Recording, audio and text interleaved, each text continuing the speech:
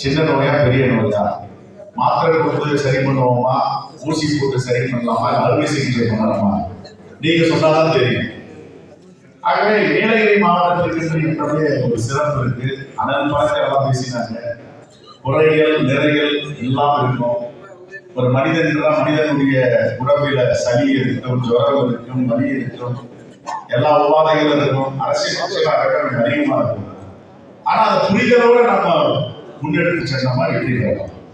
புரிதல் இல்லாம சடப்பட்டு நம்ம எந்த காலத்திலையும் வெற்றி பெற முடியாது. என்னுடைய தாழ்மையான வேண்டிய நீ உலக மண்டலம் என்றால் குளிர் பிரதேசம் என்று சொல்லுவார்கள்.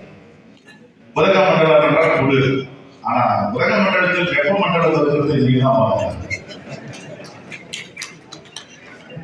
வெப்ப மண்டலத்தில் பனிக்கும்.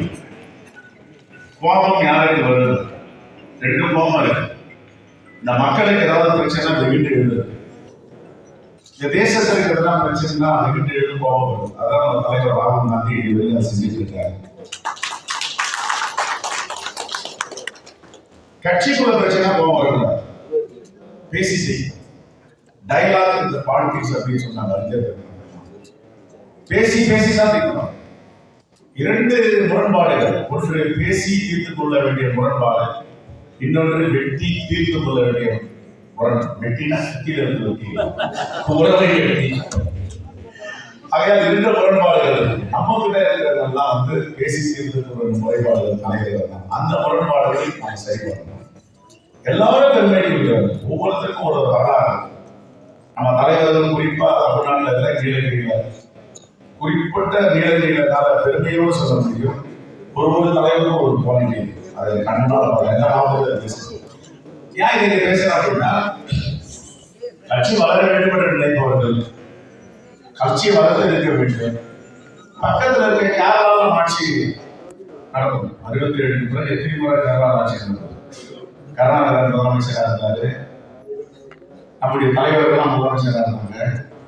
ஆனா இங்க கொஞ்சம் வயநாடு தள்ளி வந்தோமா, இங்க உங்களால முதன்மை கட்சியாக வர முடியல. என்ன காரணம்? அவர்களுக்கு 6 அறிவு, நமக்கு 6 அறிவு. அவருக்கு 2 காலம் இல்லை, நமக்கு 2 காலம் இல்லை. அவர்களுக்கு உள்ள அரசியல் தத்துவம் நாணம் எல்லாம் நமக்குமே இருக்கு. ஏன் நீலகிரி மாவட்ட முதன்மை கட்சியாக கொண்டு வர முடியலன்றது நம்ம ஆயிடுச்சு. பிரச்சனை ஒரு பெரிய பாராட்டுகள் எல்லாம் 100 பேர் வச்சு தள்ளுவாங்க முடியாது. ஆனா சாதாரண மனிதன் ஒரு டிம்பு போல சொல்லுவாங்க, இடத்த தட்டி விட போய் விடுங்க. அப்போ எப்படி நம்முடைய அணுகுமுறை இருக்கிறது? அப்படி திட்டங்கள், ஒரு கட்சியை வளர்த்தெடுக்க வேண்டும் திட்டங்கள், ஒரு குடும்பம் இருக்கு. அதே போன்று இந்தியா கூட்டணி என்பது ஒரு குடும்பம். தேர்தல் முடிந்தது. இந்தியா கூட்டணி என்ற குடும்பத்தில் 5 சகோதரர்கள் இருக்கிறார்கள் என்றால், அந்த 5 சகோதரர்கள் ஒரு மூத்தவராக இருப்பார், அடுத்தவர் இளையவராக இருப்பார், இடையிலே 3 சகோதரர்கள் இருப்பார்கள். ஆனால் மூத்தவர்கள் எல்லாம் தெரியும், அது மாற்றங்களுக்கு கிடையாது. இளையவர்களும் அவர்கள் நிகராக வளர வேண்டும். இதுதான் ஜனநாயகம். அப்ப இந்த ஜனநாயகத்தை எப்படி நாம நமக்குள்ளேயே அடாப்ட் பண்ணிக்கிறோம்? இப்போ மூத்தவர் மகிழ்ச்சி அடைவார், இளையவர் வளர்கிறார். மூத்தவர் மகிழ்ச்சி, என்னுடைய தம்பி, என்னுடைய நடுத்தம்பி, என்னுடைய கடைசி கொடி தம்பி, என்னுடைய சகோதரன் வளர்ந்து வருகிறான், அதை தெரியும். ஆனா நம்ம வளர்க்கிறதான வாய்ப்பே எதையும் திட்டமிட மாட்டோம். நமக்குள்ள பிரச்சனையை பேசிட்டு இருக்கோம் அப்படின்னா, ஒரு குடும்பத்தில் அந்த குடும்ப தலைவரால் தான் அந்த குடும்பம் தலைநிமிர்ந்து இருக்கிறது. ஒரு நிறுவனம் என்றால் அந்த நிறுவனத்தினுடைய தலைவர், மேனேஜிங் டைரக்டரோ அவரால் தான் தலைநிமிர்ந்து இருக்கிறது. அதே போன்ற ஒரு அரசியல் கட்சியில கிராம தலைவராக இருக்கும், வட்டார தலைவராக இருக்கும், நகர தலைவராக இருக்கும், பேரூர் தலைவராக இருக்கும், மாவட்ட தலைவராக இருக்கும், அந்தந்த தலைவர்களால் தான் அந்த பகுதி தலைநிமிர்ந்து இருக்கிறது. அப்படி இனிமேல் காங்கிரஸ் இயக்கம் தலைநிமிர்ந்து இருக்கின்ற காலம் நீண்ட நெடிய தூரத்தில் இல்லை. தலைவர் ராகுல் காந்தி அதற்கு சாட்சியாக ஒவ்வொருத்தருக்கும் ஒரு குவாலிட்டின்னு சொல்லும்போது, உண்மையிலேயே நீலகிரி மாவட்டத்தினுடைய வார்த்தைகளை எந்த பிரச்சனை இருந்தாலும் நமக்குள் அமைகிற கருத்து வேறுபாடு இருந்தாலும் களத்துல போய் இறங்கலாம், அதுக்கப்புறம் பேசிக்கலாம். அதே போன்று இந்த கட்சியை முதன்மை கட்சியாக கொண்டு வர வேண்டும், கட்டமைப்பை வலிமைப்படுத்த வேண்டும் என்றால் ஏற்கனவே சொன்னாங்க, மலரத்தை செலுத்தி நியமனத்தில் செலுத்திட்டு இருக்க ராஜு அவர்கள் சட்டமன்ற உறுப்பினராக இருக்கும்போது நீங்க 3 தொகுதிகளை வென்றெடுத்தோம். 3 எப்படி ஒன்னாயிடுச்சு? அதுக்கு யார் ரெஸ்பான்சிபிலிட்டி? யார் பொறுப்பேற்பது? நாம தான். தலைவர் கோஷி பேசும்போது சொன்னார், நானும் அந்த முடிவை நிற்கிறேன். நாம் எல்லோரும் சேர்ந்து இருக்கிறோம். ஆனா இது எவ்வளவு காலம் இந்த டைலாக் பேசிட்டு இருக்கோம்? ஒரு மாற்றத்தை கொண்டு வரணும்னா நாம் எல்லாம் உறுதியாக இருக்க வேண்டும், உண்மையாக இருக்க வேண்டும்.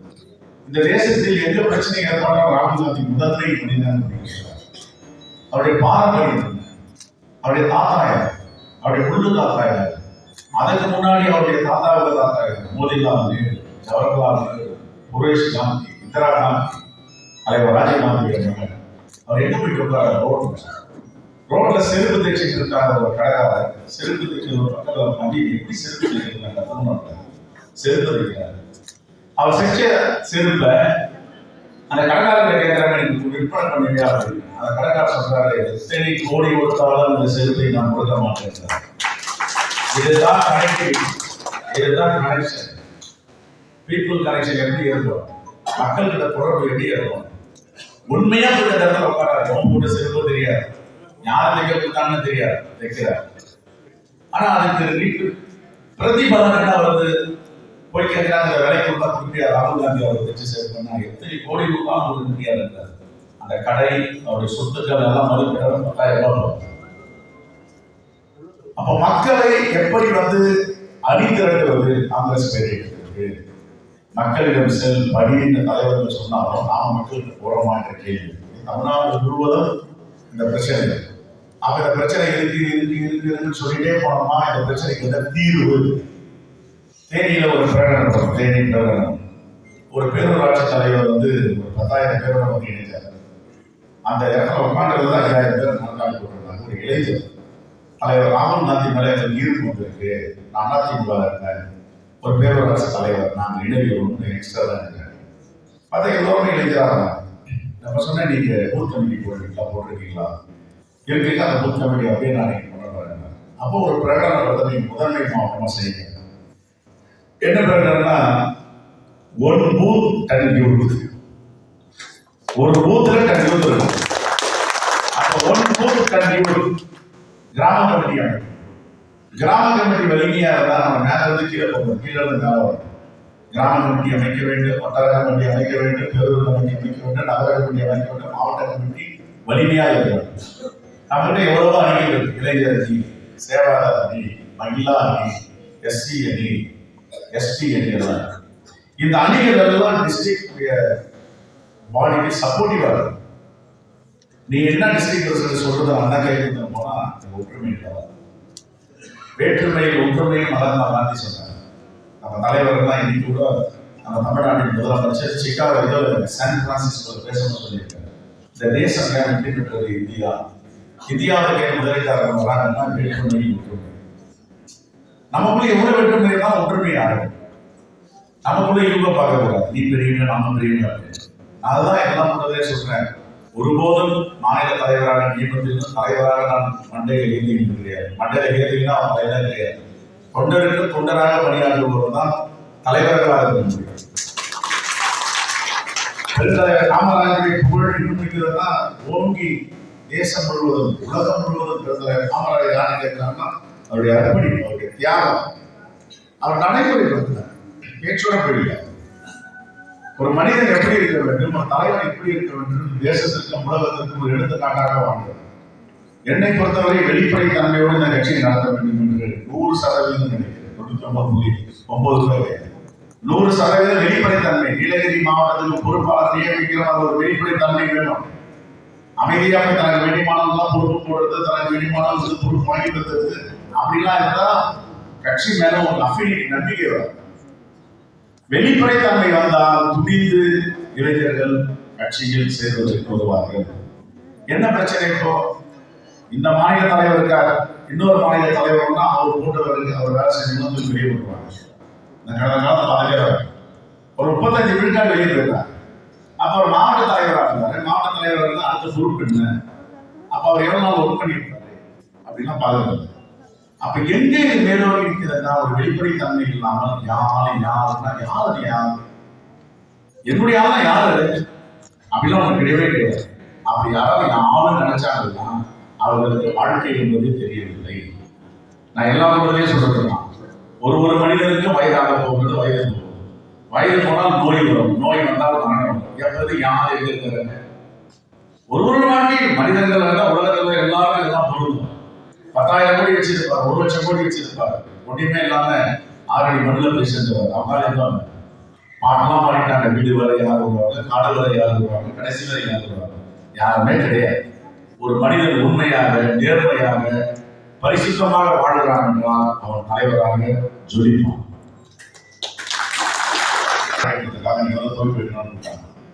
அதை கேட்டா நான் துவக்கி வச்சா என் கட்சிக்கு என்ன நன்மைன்னு கேட்டார்.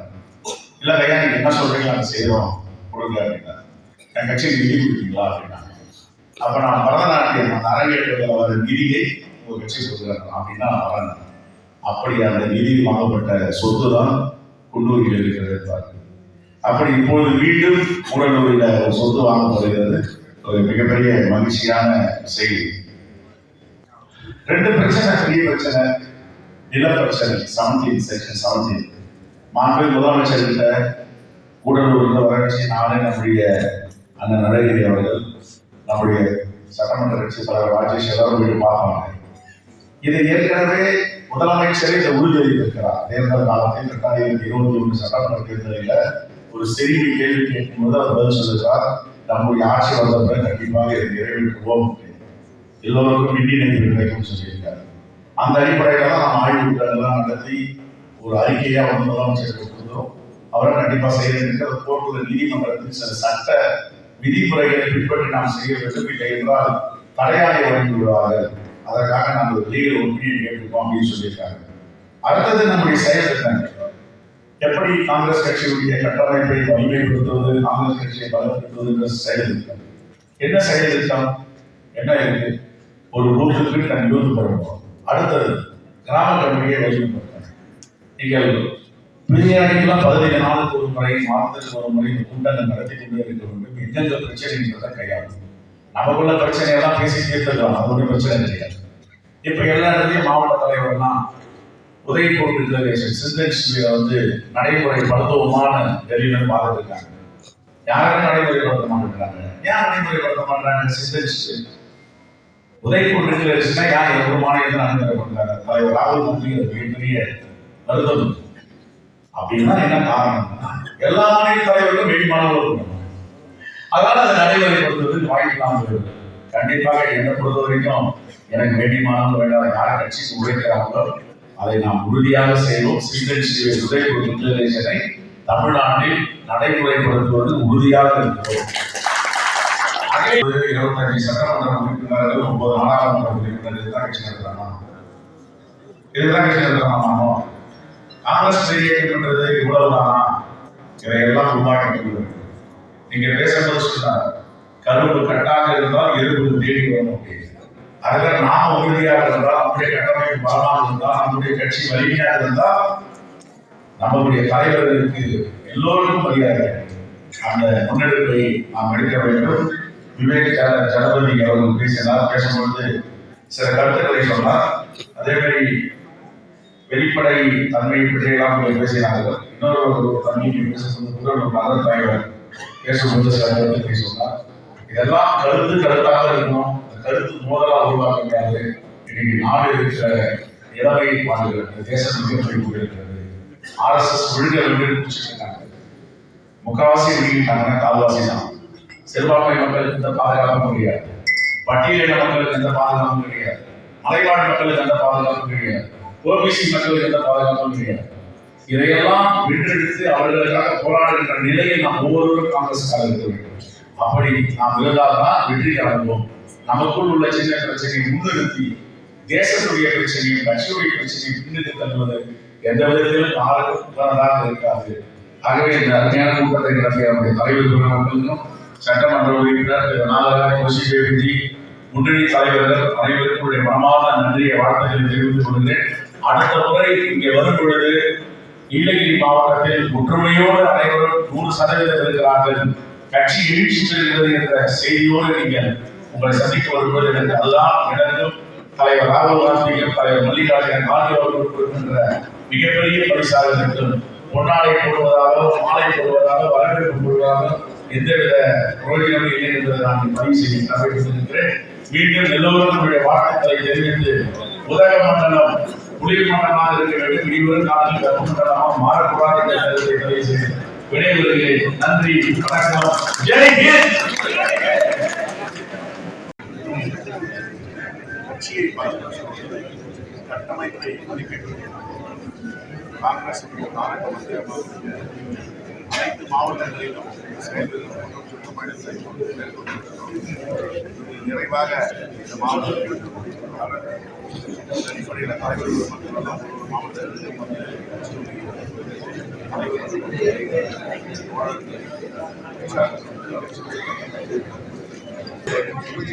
அந்த அடிப்படையில் அதிகாரிகள் மக்கள் இதை துரித நடவடிக்கை எடுத்து நீலகிரி மாவட்டத்தில் நீண்ட நாட்களாக இருக்கின்ற கோரிக்கையை நிறைவேற்றது.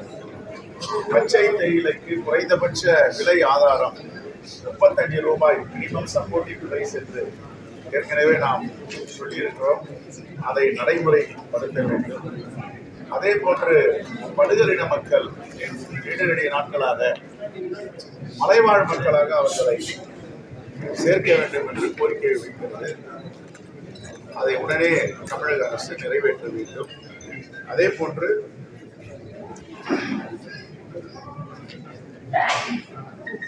நீலகிரி மாவட்டத்தில் உள்ள சாலைகள் எங்கு பார்த்தாலும் மழையில் சேதமடைகிறது.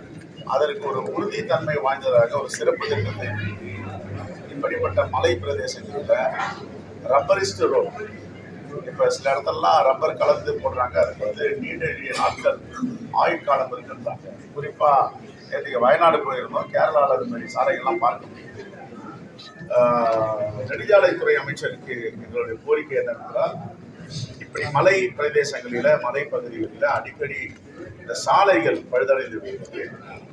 அதை நீண்ட நெடிய நாட்கள் அதற்கு ஆயுள் இருக்க வேண்டும் என்றால் ரப்பரிஸ்ட் சாலையை அமைக்க வேண்டும், பராமரிக்க வேண்டும். கோரிக்கை கேரளாவில் வயநாட்டில் நடந்த மிகப்பெரிய பேரிடர் நேற்றெல்லாம் பார்த்து வரும்போது நூற்றுக்கணக்கான மக்கள் அங்கே இன்னும் கண்டுபிடிக்க முடியாமல் பூமியில் புதைந்திருக்கிறார்கள். அந்த நிலை ஒருபோதும் தமிழ்நாட்டில் மலைவாழ் பகுதிகளில் ஏற்படக்கூடாது. முன்னெச்சரிக்கை நடவடிக்கைகள் என்னென்ன எடுக்க வேண்டும் என்பதை ஆய்வு செய்து நடந்துவிட்டது என்றதை தாண்டி நாம் கடந்து சென்றுவிட முடியாது. ஆகவே இங்கேயும் சில இடங்களில் அப்படி வாய்ப்பு இருக்கிறது என்று சில பத்திரிகைகளை நாம் கண்டிருக்கிறோம். அதற்கு முன் எச்சரிக்கையாக நடவடிக்கை எடுக்க வேண்டும்.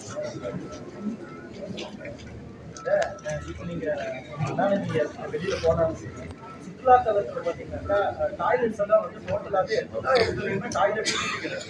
இப்போ 2 நாளைக்கு முன்னாடி நாங்கள் ஒரு ஸ்பெஷல் ஸ்டோரி பண்ணியிருக்கோம். இந்த டாய்லெட் வந்து சுற்றுலா தொலைக்காட்சி நியூஸ் தமிழ். அப்புறம் என்னன்னு கேட்டிங்கன்னாக்கா எங்கேயுமே ரொம்ப அத்தியாவசிய தேவையாக இருக்கக்கூடிய டாய்லெட் வந்து பூமி இருக்கு, பயன்பாடு கிடக்குது.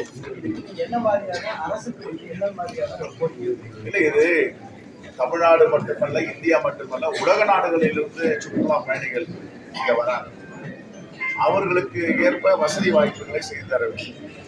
சுற்றுலாவை மேம்படுத்தினால்தான், அபிவிருத்தி அடைந்தால்தான் அந்நிய செலவாணி நாட்டிற்கு அதிகமாக கிடைக்கும் என்று கருத்து இருக்கிறது. அந்த அடிப்படையில் சுற்றுலா பயணிகளை நாம் அவர்களுக்கு உரிய வசதிகளை செய்து தர வேண்டும். குறிப்பாக கழிப்பிடங்கள், டாய்லெட் ஃபெசிலிட்டிஸ் எங்கு பார்த்தாலும் அதை அமைக்க வேண்டும் என்று நாங்கள் வலியுறுத்துகிறோம். சட்டப்பேரவையில் எங்களுடைய சட்டமன்ற உறுப்பினர் கணேஷ் அவர்களுக்கு பேசுவாங்க.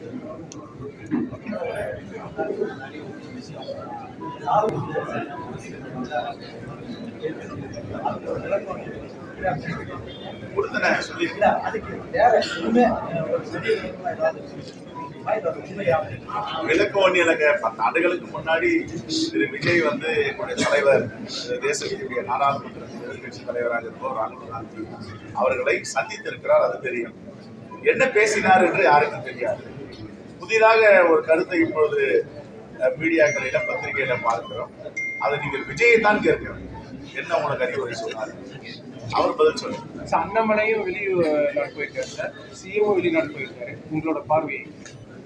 அண்ணாமலை அதை மீண்டும் படிக்க வேண்டும் என்று சென்றிருக்கிறார். மாண்புமிகு முதலமைச்சர் வெளிநாட்டுக்கு சென்றிருப்பது அந்நிய முதலீடுகளை தமிழ்நாட்டுக்கு கொண்டு வருவது. இப்போ உலக நாடுகள் எல்லாம் தமிழ்நாட்டை நோக்கி வந்து கொண்டிருக்கிறார்கள். இங்குதான் தொழில் செய்வதற்கு உகந்த இடம். இந்த 1 டிரில்லியன் பொருளாதாரத்தை நோக்கி செல்வதற்காக மாண்பு முதலமைச்சர் அனைத்து முயற்சிகளையும் எடுக்கிறார். அவர் வெற்றியோடு வருவார். அவருடைய பயணம் வெற்றியடைய வாழ்த்துக்களை தெரிவிக்கிறேன். கொல்கத்தா டாக்டர் பரிசு அதை பற்றி இனிமேல் இனி வரும் காலங்களில் இப்படிப்பட்ட சம்பவங்கள் வராமல் தடுத்து நிறுத்த வேண்டும். காங்கிரஸ் பேரியக்கம் ஆட்சியில் இருக்கும் பொழுது 2013ஆம் ஆண்டு உடனே மோடி அரசு நிர்பயா சம்பவத்தை பெரிதுபடுத்தினார்கள். நாடு முழுவதும் அதை பற்றி பேசினார்கள். பெண்களுக்கு பாதுகாப்பு இருக்கிறார்கள். பிரதமர் செங்கோட்டையில குடியேற்றும் போதெல்லாம் பெண்கள் பாதுகாப்பை பற்றி ஒவ்வொரு குடியரசு தின விழாவிலும் சொல்கிறார். ஆனால் சுதந்திர தின விழாவில் சொல்கிறார். ஆனால் இதற்கான பாதுகாப்பை உறுதிப்படுத்தவில்லை. எங்கு பார்த்தாலும் பெண்களுக்கு பாதுகாப்பு இல்லாத நிலை நிர்பயாக்கு என்று டாக்டர் மன்மோகன் சிங் ஆட்சி காலத்தில் நிதி ஒதுக்கப்பட்டது. அந்த நிதியை சரியான முறையில் செலவழிக்கவில்லை என்று பல அறிக்கைகள் சொல்லியிருக்கின்றன. இதையெல்லாம் அவர் கண்ணும் கருத்தமாக செயல்படுத்த வேண்டும். நடைமுறைப்படுத்த மணிப்பூர் பத்தி பேசுற மோடி இப்போ மணிப்பூர்ல பாஜக ஆட்சி பேச மாட்டாரு. மேற்கு வங்காளத்துல எதிர்கட்சி ஆட்சி, திரிணாமுல் காங்கிரஸ் அவருடைய ஆட்சி இல்ல, பாஜக ஆட்சி. அங்க ரொம்ப சவுண்டா குரல் கொடுக்கிறாரு. பல பெண்கள் பாலியல் துன்புறுத்தலுக்கு ஆளாகி இருக்கிறார்கள், வன்புணர்ச்சிக்கு ஆளாகி இருக்கிறார்கள். மணிப்பூர்ல போய் பார்க்கவில்லை. அவருடைய அமைச்சரவை சகாக்களை அனுப்பவில்லை. இதுவரை வாய் திறக்கவில்லை. ஆனால் மேற்கு வங்கத்தில் நடந்த சம்பவத்திற்கு வாய் திறக்க வேண்டும். அதனுடைய மாற்று கருத்து இல்லை. ஒரு ஜனநாயகவாதிகளும் ஜனநாயகத்தின் நம்பிக்கை உள்ளவர்களும் குரல் கொடுக்கவில்லை. எங்கள் தலைவரும் குரல் கொடுத்திருக்கிறார். தமிழ்நாட்டில் நானும் குரல் கொடுத்திருக்கிறேன். ஆனால் மணிப்பூருக்கு பேசாத வாய் மேற்கு வங்கத்திற்கு பேசுகிறது என்றால் அதை நாம் ஆய்வு செய்கிறோம்.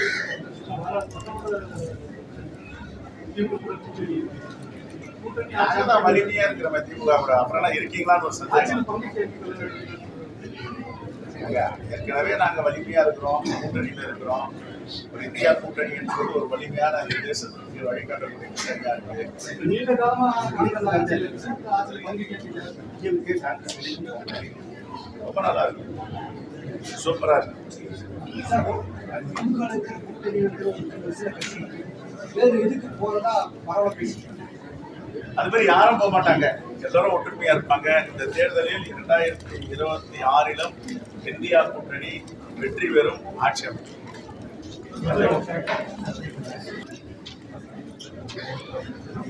அவங்க 2 பேருக்குள்ளே என்ன பகைன்னு தெரியல. கொள்கை ரீதியான பகையா இல்ல வேற என்ன பகை? ஒருவரை இப்போ ஒரு வாரமா தாக்கி கொண்டிருக்கிறார்கள்.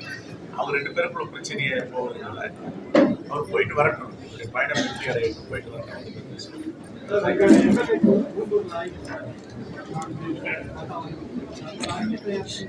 நான் அறிக்கையை மாண்பு முதலமைச்சரிடம் கொடுத்திருக்கிறோம். அதை ஆய்வு செய்து கண்டிப்பாக நாம் நிறைவேற்றும். மாண்பு முதலமைச்சர் தேர்தல் நேரத்தில் நீங்க வரும்பொழுது உத்தரவாதம் கொடுத்திருக்கிறார். ஒரு சிறுமி கேட்கின்ற கேள்விக்கு அவர் பதில் சொல்லியிருக்கிறார். நம்முடைய ஆட்சி வந்த பிறகு 17 பட்டாவை நாங்கள் பரிசீலிப்போம். மின்சாரம் அந்த கனெக்ஷன் கொடுப்பதற்கு நடவடிக்கை கண்டிப்பாக இல்லை. அது நீதிமன்றத்தில் ஏதோ ஒரு ஒப்பீனியன் வாங்குறதுக்காக பேசிக்கிட்டு இருக்கு. நான் கடந்த வாரம் கூட பேசியிருக்கேன். கண்டிப்பாக நிறைவேற்றணும்னு சொல்லியிருக்காங்க. நிறைவேற்றும். நாம் அழுத்தம் கொடுக்கணும். காங்கிரஸ் மீது தொடர்ந்து அதற்கான முயற்சி எடுக்க வேண்டும்.